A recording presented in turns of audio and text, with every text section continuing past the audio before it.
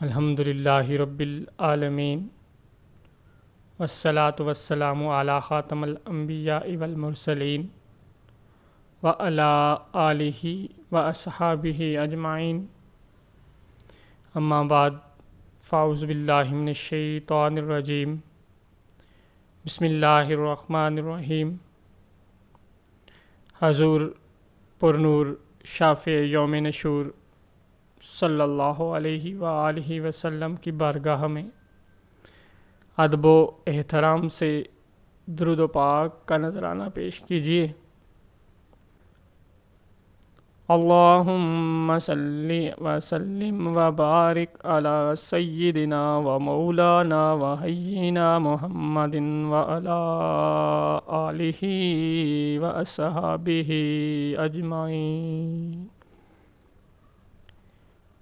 ایمان کی علامات کیا ہوتی ہیں؟ انبیاء کرام کس طرح مہمان نوازی فرمایا کرتے تھے؟ برادران اسلام، مہمان نوازی انبیاء کرام علیہ والسلام کی سنت اور علامات ایمان ہے۔ اللہ رب العزت قرآن حکیم میں حضرت سیدنا ابراہیم علیہ السلام کی مہمان نوازی کا باقاعدہ ذکر ارشاد فرماتے ہیں۔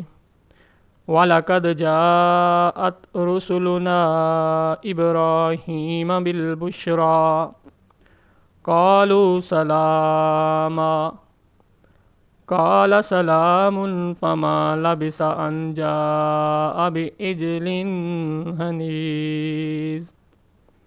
اور یقیناً ہمارے فرشتے یعنی انسانی شکل میں ابراہیم علیہ السلام کے پاس خوشخبری لے کر آئے، بولے سلام، کہا سلام، پھر کچھ دیر نہ کی ایک بچھڑا بھنا ہوا لے کر تشریف لائے۔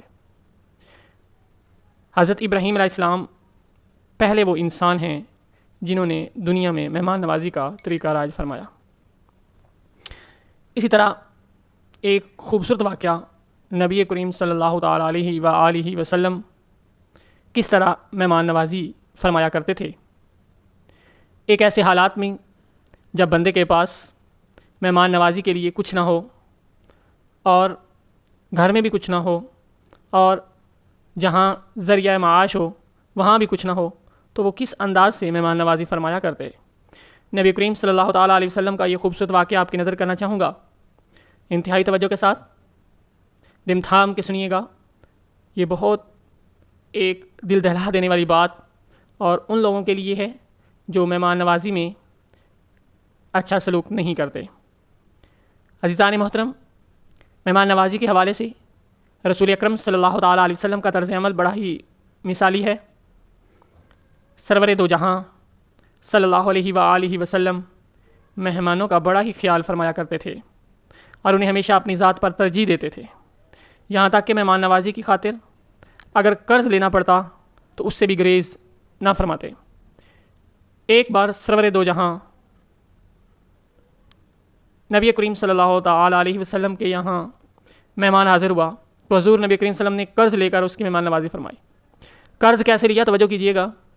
حضرت سیدنا ابو رافع رضی اللہ تعالیٰ فرماتے ہیں، ایک مہمان کی آمد کے باعث حضور نبی کریم صلی اللہ علیہ وسلم نے مجھے ایک یہودی کے پاس بھیجا اور فرمایا، جاؤ اسے جا کر یہ کہنا رسول اللہ صلی اللہ علیہ وسلم نے تم سے فرمایا ہے کہ مجھے کچھ آٹا بطور قرض دے دو، میں رجب کے چاند یعنی آغاز تک ادا کر دوں گا۔ یہ بات ہمارے پیارے نبی محمد الرسول اللہ صلی اللہ علیہ وسلم ارشاد فرما رہے ہیں۔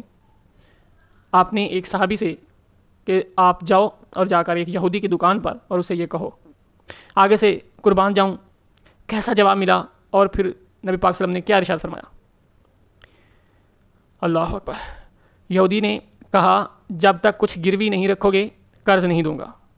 حضرت سیدنا ابو رافع فرماتے ہیں کہ میں جب واپس آیا، سرور دو جہاں صلی اللہ علیہ وسلم کی خدمت میں حاضر ہوا تو میں نے سیم وہی بات فرمائی جو اس یہودی نے کہا تھا، تو رسول نبی کریم صلی اللہ تعالیٰ علیہ وآلہ وسلم نے آگے سے ارشاد فرمایا، اللہ کی قسم میں اہل آسمان میں امین ہوں بے شک، اور اہل زمین پر بھی امین ہوں بے شک، اس میں کوئی شک نہیں ہے، اگر وہ قرض دے دیتا تو میں ضرور ادا کر دیتا۔ بہرحال اب تم میری زرہ لے جاؤ، گروی رکھ کر قرض لے آؤ۔ تو یہ ایک خوبصورت واقعہ ہمارے پیارے نبی حضرت محمد الرسول اللہ صلی اللہ تعالیٰ علیہ وسلم کی زندگی کا کہ وہ کس طرح مہمان نوازی فرمایا کرتے تھے. پیسے پاس نہ بھی ہوں قرض لے کر بھی مہمان کی خدمت کیا کرتے تھے.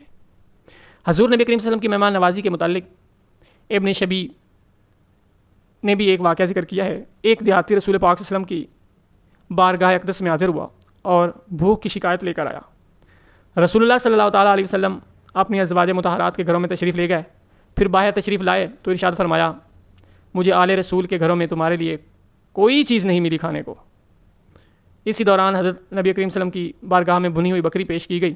کوئی صحابی لے کر حاضر ہوا تو حضور نبی کریم صلی اللہ علیہ وسلم نے اسے دیہاتی یعنی مہمان کے سامنے رکھ دیا اور فرمایا تم کھاؤ. یعنی حضور نبی کریم صلی اللہ علیہ وسلم نے اپنا فاقہ رکھا اور فاقوں کی پرواہ نہ کرتے ہوئے اپنے مہمان کی خدمت کی اور اپنے مہمان کو ترجیح دی. مہمان نوازی سے حوالے سے حضور نبی کریم صلی اللہ علیہ وسلم کے اس طرز عمل کو سامنے رکھتے ہوئے ان لوگوں کو خوب غور و فکر کرنا چاہیے جو مہمان نوازی میں اچھا برتاؤ نہیں کرتے, استطاعت کے باوجود ان کی اچھی خاطر تواضع نہیں کرتے, تانگ دلی کا مظاہرہ کرتے ہیں اور مہمان کی آمد پر غربت اور حالات کا رونا دھونا روک کر بیٹھ جاتے ہیں, اپنے اہل و عیال کے ساتھ لڑائی جھگڑا کرنا شروع کر دیتے ہیں. مہمان گھر میں غربت اور کشیدہ ماحول دیکھ کر زیادہ دیر نہ روک پائے وغیرہ وغیرہ ایسی حرکتیں کرتے ہیں. تو ایسا ہرگز نہیں کرنا چاہیے. ہم تو اس نبی صلی اللہ تعالیٰ علیہ وسلم کی امتی ہیں جو مہمان کی خاطر داری اور مہمان نوازی کے لیے قرض لے کر بھی گریز نہیں فرماتے تھے. ہاں, اللہ تعالیٰ سے دعا ہے کہ اللہ تعالیٰ ہمیں حقیقت میں مہمان نوازی کرنے کی توفیق عطا فرمائے اور نبی کریم صلی اللہ تعالیٰ علیہ وسلم کے نقش قدم پر چلنے کی توفیق عطا فرمائے. آمین ثم آمین.